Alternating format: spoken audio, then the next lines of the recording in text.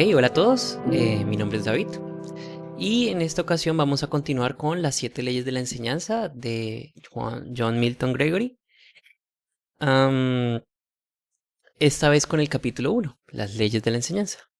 Una pequeño, sí, un recorderis rápido de la introducción, y es que el autor nos estaba llevando a entender que el niño es creación de Dios. Y ese entendimiento nos va a ayudar a que podamos observar correctamente lo que el Señor ha creado, cómo nos ha creado y pues abordar cómo se debe este tema de la educación. Observaciones que él nos daba, por ejemplo, la noción de que básicamente el niño era, él utilizaba la palabra germen, yo les explicaba que realmente es como una semilla que finalmente se va a convertir en un adulto. O sea, el niño sí o sí, si las cosas salen bien, va a ser un adulto.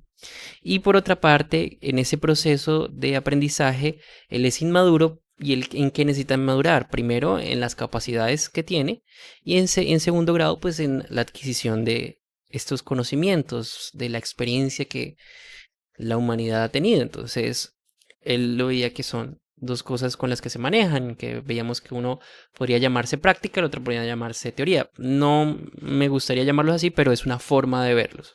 Por otra parte, el autor también está trabajando am, lo que es en el arte de la enseñanza, que tiene el mismo peso, el eh, tanto el enseñar, pero como prepararse. Bien, eso es lo que él estaba hablando acerca de esto. Entonces, bueno, eso es más o menos lo que él nos quería abordar. Y pues que estas leyes, pues no siendo exhaustivas, la idea es que ayuden al docente en este proceso. Ahora estamos en el capítulo 1 y vamos a empezar con las preguntas para que nuestra mente pueda ser preparada para esta labor. Y es primera pregunta. Espero que se quede aquí bien. Dice, ¿qué crees que hace efectiva la enseñanza? ¿Es el entusiasmo suficiente o se necesitan otros elementos? Recuerden que estas preguntas no planeo contestarlas para ustedes, sino que sean ayuda para prepararnos para lo que vamos a ver. Segundo, ¿alguna vez has pensado en la enseñanza como un proceso natural, con leyes que la gobiernan como las leyes de la naturaleza? ¿Por qué o por qué no? Bien. Tercero, ¿cuánto valoras el conocimiento previo y la preparación al enseñar algo nuevo? ¿Cómo crees que esto impacta en el aprendizaje? Cuarto, ¿piensas que el orden y la estructura en la enseñanza pueden coexistir con el entusiasmo y la pasión? ¿Por qué o por qué no? Quinto, ¿alguna vez has sentido el deseo profundo de comunicar una verdad o enseñanza a alguien y la frustración de no poder asegurarte de que realmente lo entienda? ¿Qué emociones y pensamientos despierta en ti saber que no puedes abrir la mente de tus estudiantes, sino solo despertar en ellos el interés y la reflexión? Entonces vale la pena pensarlo. De nuevo, si es necesario, puedan pausar el video y tomar en cuenta estas cuestiones. Bien, ¿qué implica que la enseñanza sea una ley natural? Bueno, el autor en este capítulo, bueno, algo que me gusta, pues no que me gusta, sino que ayuda para comprender este libro, algo que hace el autor es coloca unos numerales al inicio, si los han leído. Bueno, en nuestra versión en español tiene unos numerales. No he podido leer la versión en inglés, quizás los tenga también, es muy probable. Esos numerales te ayudan a entender que todo lo que contenga ese numeral es una idea, una sola idea. Entonces él va a transmitir esa idea. Bien, entonces eso nos va a ayudar a entender. Hay algunos numerales que están muy conectados uno entre otro, que básicamente es un tema, digamos, yo creería que como los 9, 10 y 11, por ejemplo, todos tienen una sola idea, pero desde diferentes puntos acerca de esa misma idea. Pero esa separación es muy, pues ayuda, entonces les ayuda mucho a entenderlo. Entonces con lo que él va a empezar es esta definición de la ley natural. ¿A qué se refiere con la ley natural? o en otra forma de verlo, ¿por qué los llama las leyes de la enseñanza? Y es básicamente la observación que es, pues, es otra forma de decir un principio, ¿sí? Un principio que no cambia en diferentes contextos o que el efecto y la causa suelen ser similares o son iguales a través de diferentes procesos. Entonces, un principio universal y constante establecido por el Creador, o sea, Dios estableció eh, la velocidad de la luz o la fuerza de gravedad. Sé que hay variación dependiendo del planeta, entonces es más fuerte la gravedad en el Sol, o etcétera, etcétera. Pero lo que me refiero es que esos principios que la masa produce, o el volumen y la masa producen la gravedad en el espacio, por ejemplo, eh, esa observación que vemos ahí finalmente se convierte como en la ley de la gravedad o un principio que sucede cuando hay masa. La masa siempre va a traer, o etcétera. De la misma manera, vemos que en la educación sucede ese hecho. Cuando observamos, vemos unas repeticiones.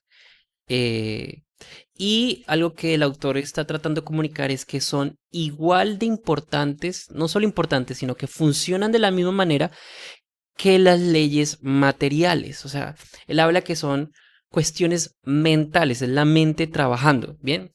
Pero él dice, de la misma manera funciona que en la materia. Entonces da estos ejemplos de el sembrar, el cosechar, el que entienda cómo funciona la electricidad, etcétera, etcétera, que ya vamos a hablar un poquito más de ello. Pero el punto aquí es, son constantes y esa es la parte que debemos rescatar. Eh, Al ser constantes y al observarlas, puedo entender de que al hacer estas acciones o tomar esos principios en cuenta, sé que voy en búsqueda o sea, y obtendré buenos resultados porque entiendo el funcionamiento de esto. Es lo que busca. Entonces, lo que el maestro hace, lo hace por medio de agencias naturales que producen naturales resultados. Es lo que habla el autor. El principio de causa y efecto es tan cierto, sino siempre tan obvio y fácilmente comprendido en la evolución de la mente como el de la materia. Entonces es algo que él está enseñando.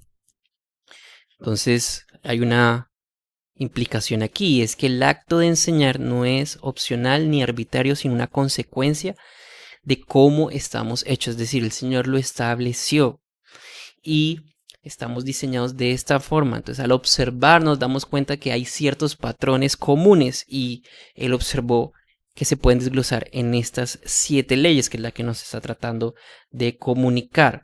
Pero hay unas cuestiones que debemos entender. Y primero, el conocimiento de las leyes educativas permite al maestro dominar el proceso de la enseñanza, de la misma manera que el entendimiento de las leyes naturales permite controlar fenómenos físicos. Bien, entonces hacía el ejemplo de, en ese momento en la historia estaba lo del telégrafo.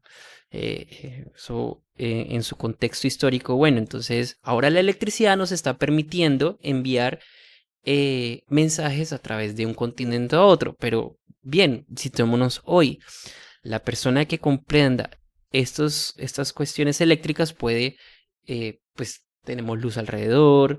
No solo eso, ya un conocimiento profundo de estos principios nos permiten estos elementos como la tecnología ahorita con los celulares. Ahora tenemos un mini computador en nuestras manos, entonces eso es lo que ha permitido el dominio de las leyes naturales, de saber cómo funciona el electromagnetismo, etcétera, etcétera. ¿Cuánto más puede ayudarnos el entendimiento de estos principios en nuestra mente a nuestra labor de docencia? Ese es el argumento del autor.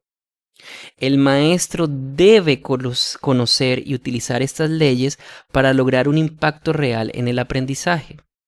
El éxito educativo depende de la obediencia a estas leyes. En una de estas secciones él dice que bueno, que hay personas que no las conocen, pero instintivamente las entiende y las aplica y está bien. Pero no debe ser una excusa porque parecen ser muy obvias. Ahorita vamos a hablar un poquito de eso. Eh, de todas maneras, el aprender y el abondar y el conocer esto te permite ser más efectivo en tu labor. Bien, el que desea obtener buena cosecha tiene que obedecer las leyes de la naturaleza en lo que se refiere al crecimiento de la semilla. Entonces, entre mejor yo entienda esos principios, mejor resultado puedo obtener. Bien, y hago énfasis en puedo. Bien, porque voy a poder generar los espacios preferibles para una semilla, según la semilla que sea, para que haya crecimiento.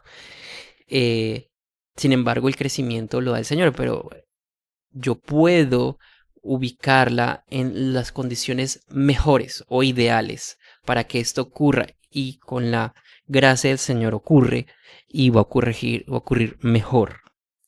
Bien, entonces esto es lo que Él está dándonos a entender con respecto a lo que es la ley, porque se refiere o hace tanto hincapié con que sean leyes o principios, y el verlos de esa forma nos va a dar una tranquilidad, pero también nos lleva a unas limitaciones. En el video anterior veíamos que teníamos que tener un entendimiento acerca de lo que somos, y somos muy limitados, y es lo que es esta esencia de la enseñanza. Y me gusta cómo lo coloca el autor, porque va a tocar este tema dos veces, una al principio y otra al final. Y son temas que es complejo explicarlo, pero espero que podamos verlo. Y es en ese acto de transmitir información. Yo no puedo pretender de que todo esto que estoy diciendo ustedes lo van a asimilar tal cual yo lo estoy diciendo, o tal cual yo lo entiendo.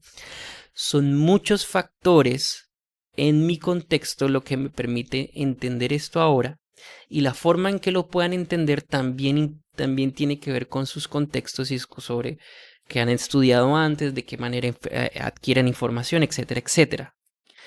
Entonces, pero ese sigue siendo el problema. O sea, yo sigo queriendo que ustedes entiendan lo que yo entiendo, lo que viene siendo la esencia de la enseñanza, y es la enseñanza es la comunicación de experiencias, transmitir conocimientos, doctrinas o habilidades.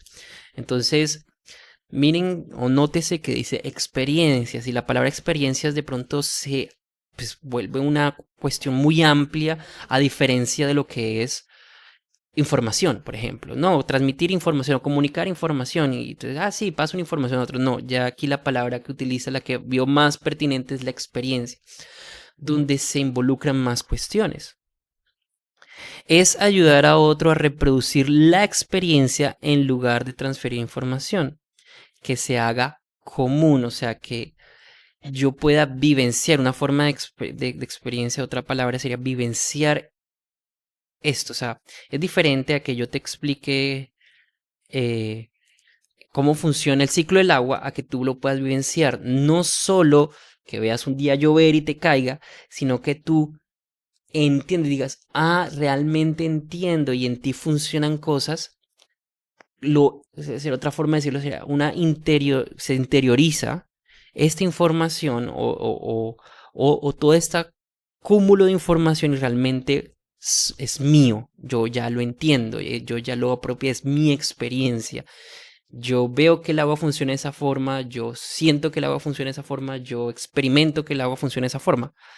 Entonces, no solo con yo decirlo va a generar ese espacio, porque de nuevo, y al final me gusta mucho cómo él lo estructura, y es un párrafo que hace, que creo que está muy bien diseñado, donde trata de explicar esto.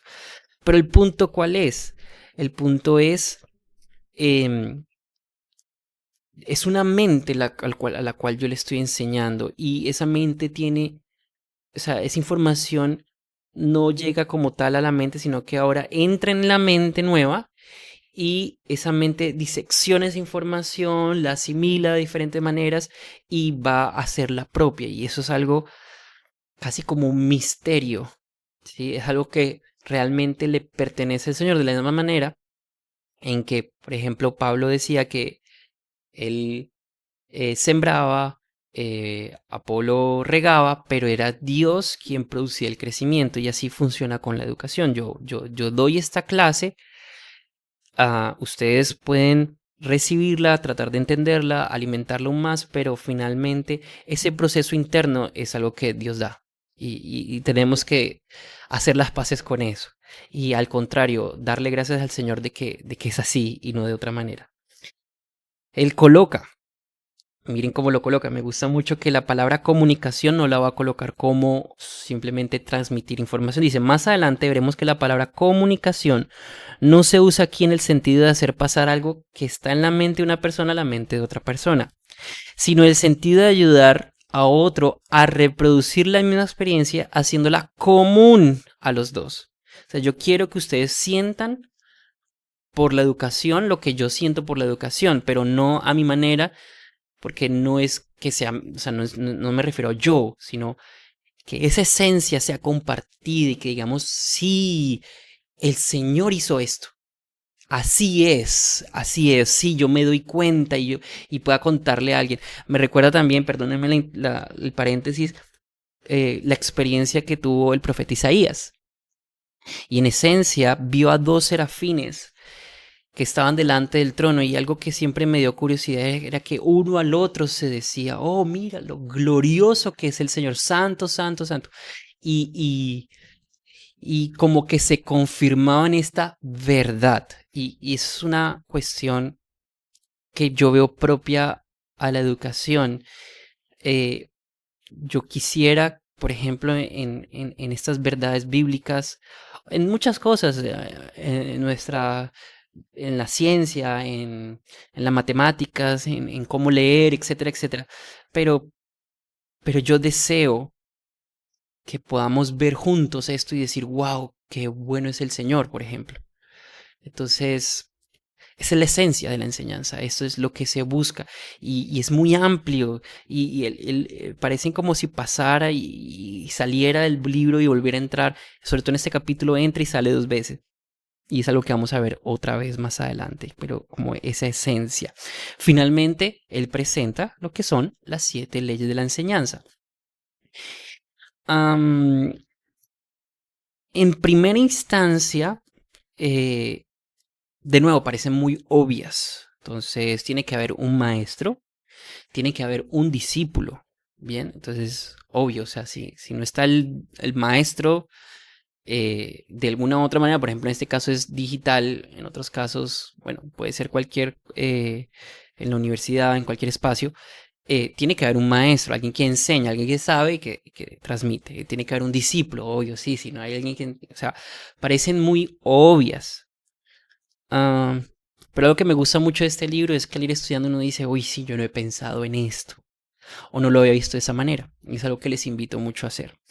Tiene que haber un idioma en común, o sea, se tienen que entender.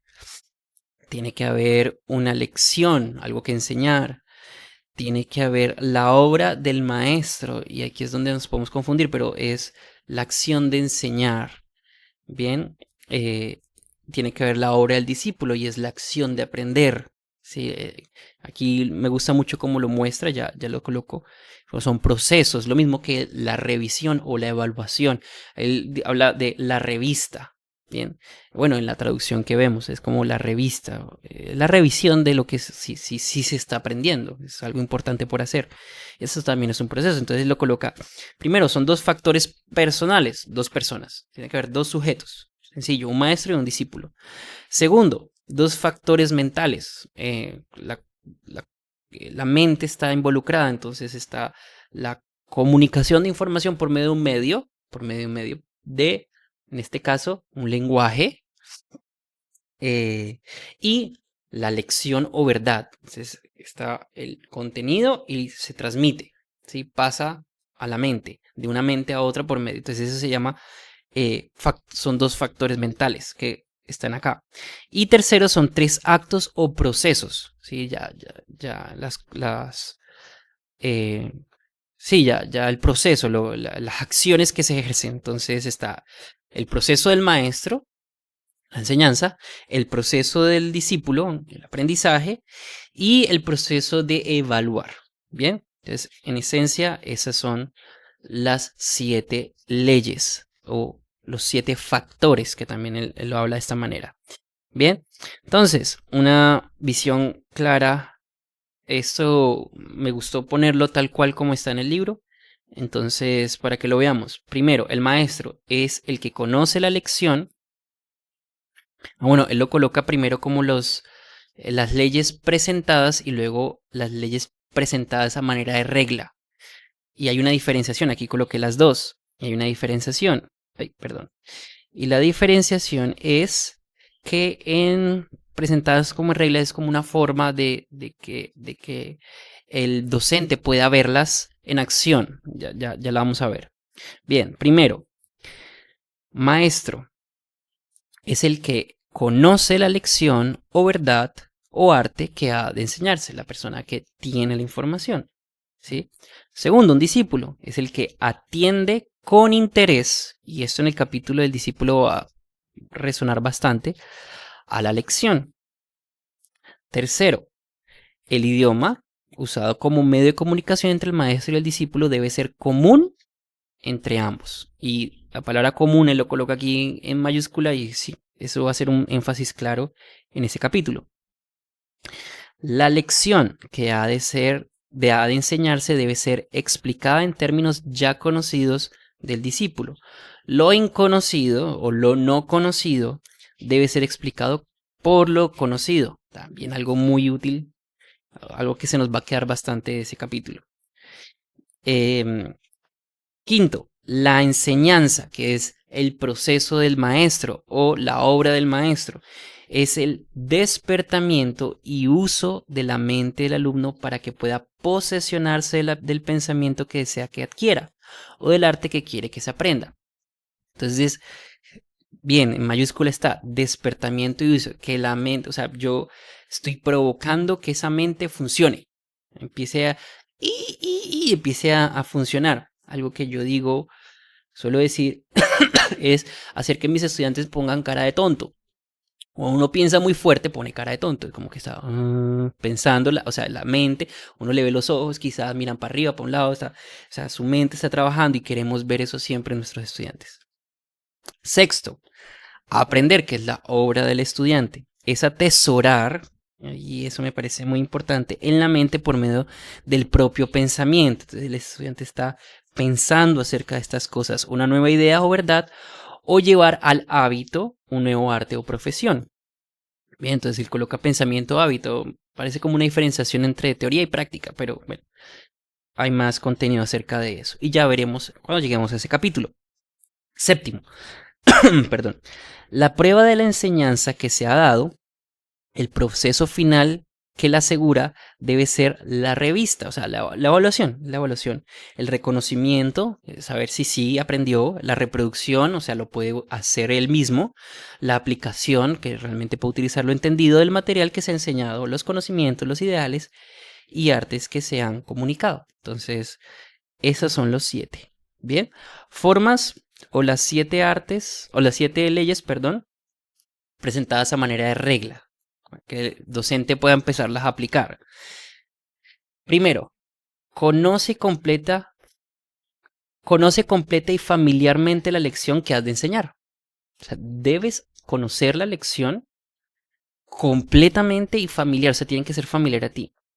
Enseña de una mente llena y completa comprensión del asunto, ¿sí? Esa es mi responsabilidad, es como decirlo, o sea, yo debo hacer esto. Esa es mi función. ¿Cómo es que yo estoy aquí enseñando algo que no sé o que no he estudiado? Y tal vez no pueda decir que yo soy el que más sabe, pero en lo que el Señor me ha permitido, estudié y entendí lo mejor, lo que más pude, por amor a mis estudiantes, por amor al Señor primeramente, el asunto. Bien, entonces conoce, completa y familiarízate con la lección. Bien. Eso es con respecto a el maestro. ¿Qué debe hacer el maestro? Segundo, ¿qué debes hacer con el estudiante? Gana y retén la atención y el interés de los alumnos sobre la lección. No trates de enseñar sin antes obtener la atención. Y hay muchas cosas para decir en ese capítulo. Y es muy práctico ese capítulo. A mí me sirvió muchísimo. Tercero, usa palabras que sean comprendidas por los alumnos en el mismo sentido en que las usas tú. O sea, que sea natural tu O sea, debes todo el tiempo entender con quién estás hablando y tratar de que sea un lenguaje natural con ellos, que pueda una comunicación clara, que el lenguaje sea claro y vivo para ambos. Tanto tú entiendes como él entiende, entonces no va a haber problema. Cuarto, esa es la del idioma. Con respecto a la lección, comienza con lo que ya es bien conocido a los alumnos sobre el asunto que se trata y sobre lo que ya ha experimentado. Entonces, me facilita o es lo mejor o es la forma correcta de llevar a los alumnos por medio de cosas que ya entienden a lo que no entienden. Y enseña la nueva materia en pasos graduales, sencillos, fáciles, naturales, haciendo por lo que lo conocido enseña lo desconocido. Sí, bien. Quinto, estimula la mente del niño a la acción y esa es la obra del maestro. Miren que va en relación con gana y retén la atención. Bueno, pero listo, tienes la atención, bueno, listo, pero entonces estimula esa mente para que actúe. Haz porque sus pensamientos vayan siempre delante de su expresión, colocándole una actitud de descubridor. O sea, la atención la quieres, entonces vas a hacer algo con esa atención. Y eso que vas a hacer es que el niño siga usando su mente. Sexto, la obra del alumno. Trata de que el alumno reproduzca in mente, o sea, que su mente esté funcionando la lección, o sea, que esté procesando constantemente esa lección o lo que está aprendiendo o esa verdad, que piense en sus varias fases y aplicaciones hasta que pueda expresarla en su propio lenguaje. Que la raspe, que le dé, que le dé, que le dé, que le dé hasta que se apropie de ello, de la verdad que estamos tratando de comunicar. Y una forma fácil de verlo, ahora que lo pienso, es entender que esas verdades siempre han estado fuera de mí. Independientemente de mí, estos principios o verdades, el Señor las produjo y están fuera de mí. Yo quiero apropiarme e integrarlas a mí. Y cuando quiero enseñar, quiero que de la misma forma que yo las integren, quizás no a la misma velocidad o con los mismos métodos, pero quiero que otra persona también lo integre, que sea suyo este entendimiento. Y séptimo, que tiene que ver con la evaluación, revista, evalúa, de diferentes maneras. Él no está hablando de una evaluación, saquen su hojita y revisemos, sino de diferentes formas o estrategias o herramientas que puedas tener para verificar que sí está entendiendo el estudiante. Es una labor de responsabilidad y amor por el estudiante. Dice, reproduciendo lo antiguo, haciendo más profundo la impresión de nuevas ideas. En esa revista o en esa evaluación, no solamente que tú evalúes, listo, ya sabes, se acabó, no. Sabes hasta dónde está el estudiante y puedes ir avanzando cada vez más. Ese es el objetivo de esto. Entonces esas son las 7 leyes y algunas características acerca de esas 7 leyes de la enseñanza. Y es que todas son imprescindibles para una enseñanza efectiva y no deben ser omitidas. Él habla que casi que por garantía, al cumplirse todas correctamente, se va a enseñar. O sea, el estudiante va a aprender. Y él habla también de que muchas veces hay un problema de desorden. Bueno, el aplicar esas leyes muchas veces en esencia hace que haya orden. Bien, es algo como que como sentido común. Bien. Son universales e invariables. Su esencia permanece constante. Sí, somos diferentes. Sí, este niño aprende más de esta forma que de otra. Pero todas esas cuestiones de diferencia realmente son superficiales. Cada una de estas están siendo atadas por un principio. Es mejor primero entender el principio que se va a repetir en cada escenario, pero yo sé que de pronto aquí puedo hacer mayor énfasis en esto, aquí puedo de pronto poner más práctica, aquí puedo poner más teoría, etcétera, etcétera. Estas diferencias entre nosotros realmente están todas sujetas o encadenadas a los mismos principios que son universales, invariables y su esencia es constante a través de los diferentes escenarios. Las leyes de la enseñanza son sencillas, pero profundas. Entonces, solo con lo que vimos ahorita, yo pude recordar, por ejemplo, de eso de lo no conocido a lo conocido, a mí algo es muy obvio, pero al pensar en ello, la profundidad a la que sea, o sea, es como abrir unas puertas y ver lejos, como un abismo, como un paisaje, etcétera. Es lo amplio que puede ser este tema, a lo profundo que puede llegar, a lo efectivo que puede ser, y realmente era algo obvio, pero no dejan de ser eh, inagotables. ¿Sí? Tiene un contenido casi que inagotable.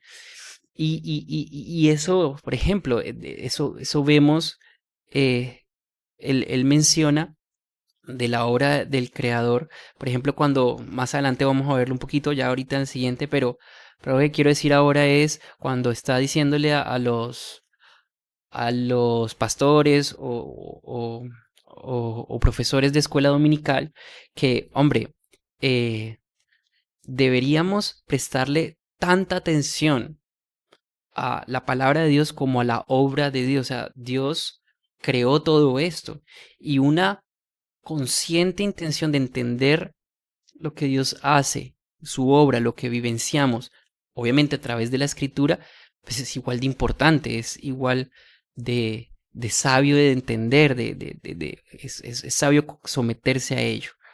Entonces, me recuerda un poco que los principios y las verdades que Dios establece en su palabra muchas veces, siempre, son inagotables. Y así mismo es su obra. Bien, entonces son sencillos, está evidente, pero es profundo. Siguiente, dice, son aplicables en cualquier nivel educativo, ya sea lecciones breves o extensas. O sea, yo aquí estoy aplicando estas leyes, trato de tener la información, trato de hacerles ver la importancia de esta información, de agarrar su atención, trato de que el lenguaje que utilice es un autor con un libro que la traducción fue hecho hace tiempo y a veces nos es difícil entenderlo, entonces yo trato de pasarlo a un lenguaje familiar para nosotros. Ah, y así puedo ir con la lección, esta verdad, trato de mostrarla desde algo que entendamos a esto nuevo que estamos aprendiendo. Ah, sí, es esto. Se puede aplicar en cada nivel. Se puede aplicar desde una cuestión universitaria o como en este caso a docentes y a padres de familia que desean educar a sus hijos. em, como en la enseñanza en párvulos, como en la enseñanza en quinto grado, como la enseñanza en décimo grado, en cualquier nivel, esto funciona igual. Bien, siguiente dice, la verdadera ciencia de enseñar radica en aplicar estas leyes. O sea, uno no está inventando la rueda, pero lo que sí estás haciendo es entender el funcionamiento de esta, ¿sí? Para que sea más efectiva. Estos son elementos esenciales en todo acto completo de enseñanza, dice el autor. Cada elemento aquí descrito tiene su gran ley de función. Entonces, funciona, yo les mostré el gráfico, era como un engranaje, entonces todo va bien, sí, todo encaja perfectamente y está bien aceitado, etcétera, etcétera. Bien, luego el autor, entonces, ¿cómo va esto? Entonces, me gusta mucho que tiene esta parte de explicar qué es una ley, luego entra a hablar acerca de esto que es la esencia de la enseñanza, que fue lo que hablamos al principio, bueno, después de lo de la naturaleza, pero luego habla de las siete leyes y eh, nos da esos principios que acabo de decir alrededor de la explicación de las leyes, entonces como un sándwich. Luego va a hablar esto acerca del entusiasmo y finaliza nuevamente con esto de la esencia de la enseñanza, ¿bien? Es algo que hace el autor, o sea, él vuelve a esto esencial. Antes de volverlo, él básicamente, en pocas palabras, todo lo que hablar del entusiasmo, yo lo puedo resumir en esto que dice acá. Y es, ahorita lo leo completo, pero me gusta. El verdadero amor que el obrero siente por su obra crece con su habilidad de hacerlo bien. Entonces, eh, lo que él va a discutir aquí es, ok, o es entusiasta, y no es que sepa mucho el profesor, un profesor que, ay, que sí, que es pilo, que se mueve, que le capta la atención, que le gusta a los estudiantes, etcétera, etcétera. Versus un profesor que sabe mucho, pero que es aburrido. Y él dice, no, llega un momento en el que va a decir, ¿por qué tiene que ser uno lo otro? No, no tiene que ser uno lo otro. Bien, porque habla de que de pronto algunos directores, intendentes, pastores, líderes de la escuela dominical, ellos van a, si pusieran a dos personas, ellos van a escoger casi que todas las veces a la persona entusiasta sobre la persona que sabe mucho. Bien, eh, es lo que generalmente ocurre y yo lo he visto. Y miren, esto fue escrito hace mucho, entonces es algo que es continuo, algo que tiene que ver con lo que somos. Pero él va a proponer, no tiene que ser así, no tiene que ser así, tiene que ir junto. Y él argumenta, es más, el entusiasmo, él lo coloca por medio de los veteranos de guerra y los reclutas. Entonces, el esfuerzo del veterano, el paso a paso del veterano que ha interiorizado su labor y que ama lo que hace por su país, el avance de esa clase de persona va a ser quizás a veces lento, pero va a ser más efectivo que el ánimo, el ímpetu, él coloca esa palabra, el ánimo, oh, sí, vamos a la guerra o vamos a hacer lo que tenemos que hacer, o sí, del joven, de la persona que está así animoso, que quiere aprender, que quiere estrellarse con el mundo, etcétera, etcétera. Eh, bueno, no, es mejor ese paso firme de aquel que sabe. ¿Por qué? Porque aquel que verdaderamente sabe ama su arte. Y hacia donde nos quiere arrojar el autor es esa persona que de verdad ama esto que hace, no va a dejar de ser inspirador para aquellos que también quieren esto, o quieren conocerlo, o empiezan, o descubren esto. Es, es eso lo que finalmente eh, pues se va a transmitir, ese amor por eso que se está enseñando. Eh, entonces, si bien la persona sí animosa, pero de pronto no conoce mucho esto, no sé, qué bueno que pueda ser un buen resultado, pero no va a ser mejor alguien que verdaderamente ame. Entonces dice, el entusiasmo, más bien, podemos ver que el entusiasmo debe estar acompañado de habilidad y conocimiento, no es uno o lo otro. Bien, y que la verdadera pasión en la enseñanza nace de la competencia y el dominio del arte de enseñar. O sea, la satisfacción de hacer bien lo que hago se refleja. El entusiasmo no debe sustituir la competencia pedagógica. Bien, que sea muy animoso no quiere decir que el profesor o que haga muy bien las cosas no quiere decir el profesor que no deba continuar estudiando, no deba volverse cada vez más competente. Es algo que debemos hacer siempre. Las leyes de la enseñanza no deben verse como frías y mecánicas, como que, ay, esto es pura teoría, física, bla, bla, bla, bla. No, no, no, esto debo interiorizarlo, sino principios que inspiran y guían al maestro hacia una instrucción eficaz y apasionada.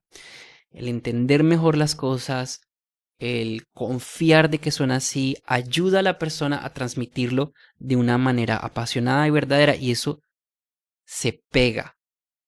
Que yo ame algo es lo que más hace que pueda hacer que otra persona lo ame también.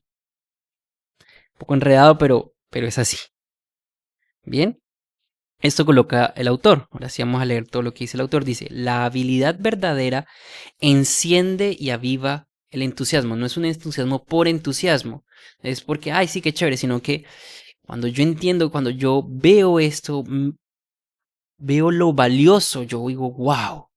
¿sí? Y eso me da entusiasmo, y es un entusiasmo que es perdurable, en que dura más, dándole el éxito que de otra manera obtendría derrota, ¿sí? Porque a veces son temas difíciles o son temas aburridos y, ay, sí, álgebra, pero yo aseguro que si el profesor está apasionado acerca de la matemática, va a hacer mejor resultado. O sea, si de verdad ama el tema, va a lograrlo. O sea, eso es fijo. Y muchos vivimos esa experiencia. Y muchos decimos, ah, yo con este profesor no aprendí, pero este otro, wow, me enseñó a verdaderamente darle valor a la matemática. Eso lo decimos. Es común en nosotros. Y es verdad. El verdadero amor que el obrero siente por su obra crece con su habilidad de hacerla bien. El entusiasmo producirá infinitos mejores resultados cuando es guiado por la habilidad. Bien, entonces imagínense, o sea, no solo la persona es supremamente hábil, entiende muy bien el tema, no solo eso, sino que ama el tema, entonces quiere compartirlo. Y no hay nada mejor. Bien, el maestro cuya mente resplandece con la verdad y que hábilmente guía a sus discípulos al claro entendimiento de esta misma, no carecerá seguramente de poder inspirador. Bien, eh, o sea, me encanta esta verdad, pero también he estudiado y la sé y puedo comunicarla. Seguro, seguro que va a ser un resultado fantástico. Las personas van a decir, wow, qué bueno esto, qué chévere, yo quiero aprender más. Bien, que es lo que aspiro que ustedes sientan con esto que se está enseñando. Bien, entonces es un ánimo que nos da el autor y que les dice a las personas encargadas de buscar a docentes, oigan, no es que él simplemente sea, ay, qué muy chévere este profesor, ay, qué chévere es. No es solo eso. Esa persona tiene que ser diligente. Bien. Luego el autor vuelve a esta parte que les decía, y yo creo que es como una, es como el espíritu que guía todo esto, donde nos hace, nos vuelve un poco humildes a entender que es Dios finalmente el que va a producir el crecimiento. Y yo lo comparo un poco con algo que dice Pablo en 1 Corintios. Entonces, ¿qué es? Dice, al enfrentaros con vuestros discípulos, están ustedes con sus discípulos, ¿cuántas veces habéis deseado tener el poder en sus mentes y plantar en ellas? Es decir, yo dirijo, entonces yo pum, me meto a la mente de mi estudiante y pum, le meto el conocimiento. Uy, ojalá yo pudiera hacer eso, es lo que está diciendo. Con mano segura alguna verdad científica o alguna doctrina del evangelio. O sea, ¿cuántas veces yo no he querido que simplemente lo entiendan? Yo dije esto y ya lo entendieron. Ojalá funcionara así. Pero, miren esto. Ninguna llave os abrirá jamás las puertas de esas mansiones en que habita el alma de vuestros discípulos. No vamos a entrar de esa manera a sus mentes. Ninguna lente os facilitará el poder de penetrar en su misteriosa oscuridad. O sea, yo no puedo ver, no me puedo meter a la mente de nadie. Pero las grandes leyes de vuestra propia naturaleza, o sea, yo verme a mí mismo, ver cómo Dios me creó, existen las líneas de comunicación por las que podéis enviar el pensamiento de vuestra mente a otra mente. Es decir, la forma en que Dios me creó me permite entender cómo funciona y así cómo funciona el otro.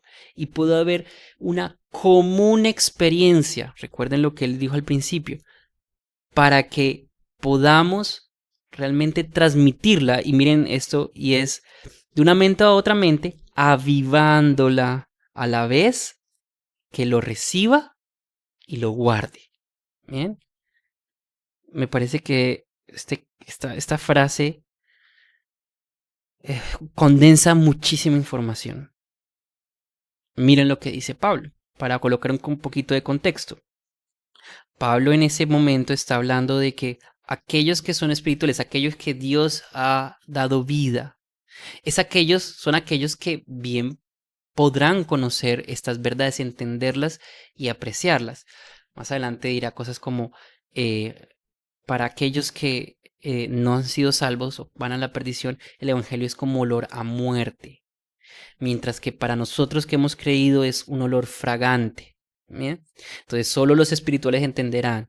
Entre esas frases, él está diciendo, nadie puede conocer los pensamientos de una persona excepto el propio espíritu de esa persona. ¿Bien? Y lo que se refiere es, pues, lograr comprender lo que Dios dice para nosotros es imposible. La única manera es que Dios no lo dé. Entonces dice, y nadie puede conocer los pensamientos de Dios excepto el propio Espíritu de Dios. No hay forma de entender a Dios, solo Dios. Entonces, nosotros hemos recibido el Espíritu de Dios. ¿Cómo sabemos eso? Porque Dios nos ha permitido entender lo que Él nos quiere decir, no el espíritu del mundo. Entonces, de manera que podemos conocer las cosas maravillosas que Dios nos ha regalado. Es decir, podemos ahora, gracias a lo que Cristo hizo, recibir el Espíritu Santo y podemos conocer estas cosas. Después puedo tener yo ahora comunión, una verdadera comunicación, una experiencia común con Dios, ¿sí? Puedo vivir con Dios. Entonces, me parecen que ambas tienen una relación real. Eh, yo no puedo entrar a la mente de una persona a menos de que haya una experiencia común y ahí puedo conectarme con esa persona. Y esa es la experiencia de la enseñanza. Y va mucho más personal que simplemente entregar información. ¿Bien? Entonces, eso es lo que el autor nos quiere llevar. Miren que fue como un sándwich donde estos dos elementos este punto importante, no porque lo del centro sea lo más importante, sino que este punto entró y salió y volvió a entrar. Finalmente lo que decía es que hay una real comunicación, una real cercanía con nuestros estudiantes y estas 7 leyes o 7 modelos o 7 observaciones o 7 principios de la que vemos que son comunes, parecen fenómenos naturales, nos van a ayudar a hacer esto, a de verdad transmitir, eh, de verdad tener una conexión de una mente a otra. Bien, entonces mucho ánimo. Estas son preguntas nuevamente de comprensión lectora. Eh, Conocen la dinámica, yo no voy a responderle estas preguntas, es para que ustedes mismos las puedan responder. Dice, primero, ¿cuáles son las leyes, las 7 leyes fundamentales de la enseñanza y cómo se relacionan entre sí? Bueno, una cosa que se me olvidó pasar, yo coloqué aquí como un paisaje, aquí también como un paisaje. Me gusta mucho una reflexión que haces como, creo que al final, o hacia el final, que todos estos elementos, de pronto vamos a parecer como repetitivos, bien, pero parecen más bien como unas montañas. Y cada vez que yo subo una montaña puedo observar las demás. Bien, entonces voy a poder ver las demás cada vez que me encamino a escalar una, a conocerla a profundidad. Evidentemente el paisaje me va a mostrar las demás y las voy a ver desde diferentes perspectivas. Y esas perspectivas van a enriquecer mi entendimiento. Entonces, bueno, bien, ahí como un paréntesis de algo que me llamó mucho la atención que él dice. Entonces, ¿cómo se relacionan entre sí? Segundo, ¿por qué es importante conocer las leyes de la enseñanza en lugar de simplemente enseñar de manera intuitiva o apasionada? Bien. Tercero, ¿qué se entiende por enseñanza como comunicación de la experiencia? ¿Por qué es importante ese enfoque? Cuarto, ¿de qué manera el orden y la sistematización en la enseñanza contribuyen al éxito educativo? Quinto, ¿cómo se ejemplifica la relación entre conocimiento y entusiasmo en el texto? Sexto, ¿por qué es fundamental la revisión continua en el proceso de la enseñanza? ¿Qué beneficios aporta? Séptimo, ¿Cómo responde el texto a la crítica de una enseñanza sistemática en que una enseñanza sistemática podría apagar el entusiasmo y la espontaneidad? Y por último, estas son preguntas para reflexionar, son preguntas para que puedan ver. Antes de terminar, bueno, les recuerdo que en la descripción yo siempre estoy colocando las diapositivas para que puedan tenerlas, y adicionalmente hay unas actividades de autoevaluación y unas actividades que puedan revisar. Esas actividades son las que se hacen cuando se puede trabajar este material de forma quizás presencial. Entonces, sí, sí, es algo que se puede hacer para ahondar más, para llevar a la práctica lo que estamos haciendo. Preguntas de reflexión. Dice, primero, ¿estoy preparando mis lecciones con la suficiente profundidad y conocimiento para garantizar una enseñanza efectiva? Segundo, ¿he logrado unir el entusiasmo por enseñar con una metodología clara y ordenada? ¿Cómo es posible hacerlo? Tercero, ¿cómo podría mejorar mi práctica docente incorporando principios naturales de la enseñanza en lugar de depender solo de la inspiración? Cuarto, ¿estoy ayudando a mis estudiantes a descubrir y construir el conocimiento por sí mismos? Quinto, ¿cómo puedo hacer que mi enseñanza no solo impacte la mente, sino también el corazón y el espíritu de mis estudiantes?